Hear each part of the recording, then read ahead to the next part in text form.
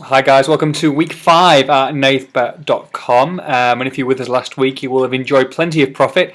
Very nice double, and also the fourfold was so close to coming in. We obviously got our first 3 results correct, and then we were down to the Southampton versus West Ham United game, and we didn't expect UC Jääskeläinen to have the game of his life in goal for West Ham, but that's exactly what happened. It cost us a very nice fourfold bet. I think it was around 12 to 1 last weekend. However, not to worry. We march onwards with our profit. Got some lovely results this week, some other games. Really like the sound of one in particular. I was very close to putting it in the double, treble and fourfold, but just in case, because strange things can happen, I've only put it in the double and fourfold this week. So without further ado, let's go for my number 1 pick this weekend, and that is Newcastle United to beat Hull City. Newcastle in recent weeks have been absolutely fantastic. They really have. I mean, Ben Arthur's been out of this world. He really has. Sensational player, and he looks to have got his mojo back after a bit of a lull last season, a little bit of loss of form, injuries as well. But he's come back with a bang. And you get the likes of Cabaye now, who's said he's sorry to the fans for getting his head turned by Arsenal. He looks like he's got his head screwed on. He's playing very well. You throw in Cisse and Remy. Against a Hull City side that are struggling big time, even fully fit. They're not scoring goals, they're conceding at the back. They had a disappointing withdrawal last weekend in a game they should really be winning, Cardiff City, if they're going to stay in this league. Add to that, their captain's out for a month, Corran. They've got doubts over Brady, Figueroa's out. It's just not looking good for Hull City. It's a bad time to play Newcastle, especially when they've got to go to St James's Park, which is such a hotbed of football. The fans are so passionate there. I just think it's going to be too much for them in the end. 5 to 6, such a huge price, I think, for Newcastle to beat Hull City. So we're going to take them to win this game. Now we're going to double that up with Liverpool against Southampton. Liverpool, surprisingly, really no Europa League action this week, so they had a full week's rest on the back of an excellent result away at Swansea. Now, people might say, what, you only drew 2-2, but if you saw Swansea tonight go to Valencia, win 3-0, you know that Swansea are a very good side. On the back of that, before that, they are obviously top of the league. They beat Manchester United at home as well. And they're formidable at Anfield. You throw in the likes of Suarez, who's going to be back next week, which means there's places up for grabs. So people are going to be on their best, trying their very best. The likes of Victor Moses obviously was fantastic last week. Yes, you've lost Coutinho, but Daniel Sturridge now fully fit. Looks like he's going to run the show as well. Aspas, he's got a chance to stake a claim. So there's plenty to play for. Southampton now are definitely no pushovers. I've said this in recent weeks that I think that they're going to be comfortably mid-table this season. However, they're not scoring goals, and if you're not scoring goals, I think you've got to at least score 1, if not 2. If you're going to go to Anfield and get anything from the game. I don't know whether they're going to score 1 or 0, but I think that Liverpool are going to score 2 or 3, to be honest. And that equals win. Win equals points, which equals money. Newcastle and Liverpool then, guys. Newcastle 5 to 6, like I said. Liverpool 8 to 13. That gives us a price of 2 to 1 double with Bet Victor and also William Hill. Very strong double this week, guys, so lump on that one. Okay, on with the treble.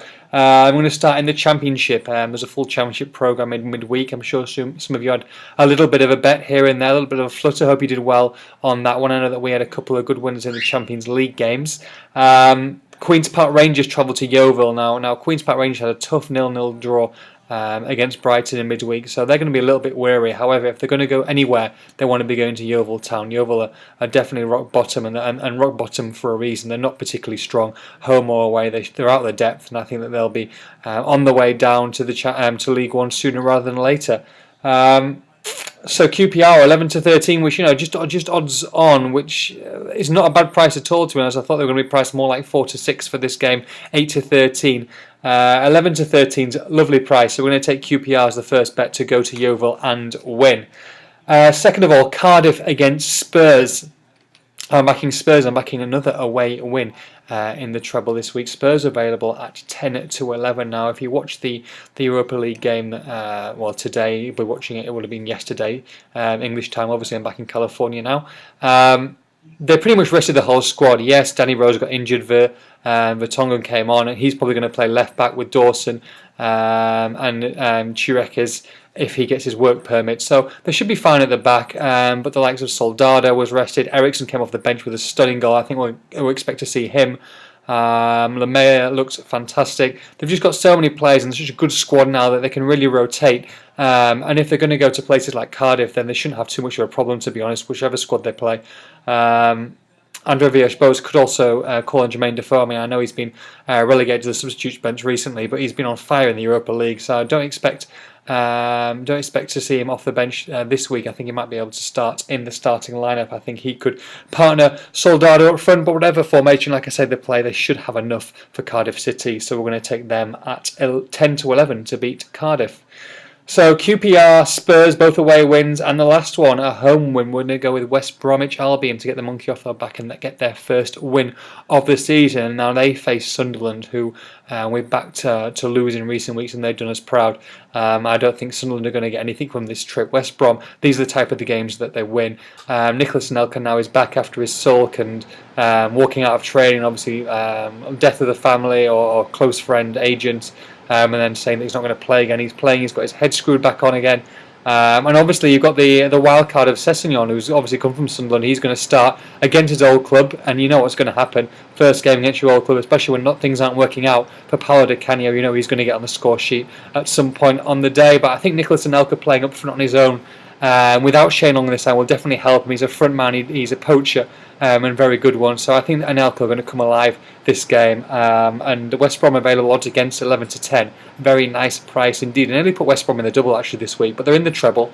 So we're going to get West Brom, Spurs and QPR all to win in the treble. That gives us a 6.4 to 1 treble with Coral.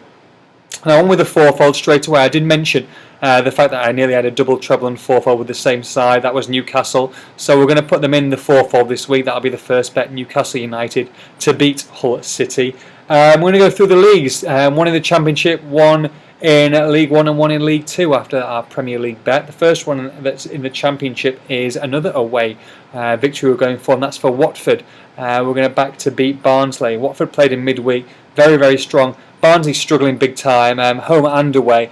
And Watford, like I say, should be, as I said this last week actually, they should be in the playoffs, if not automatically come the end of the season. And these are the type of games that they're going to win if they're going to be there.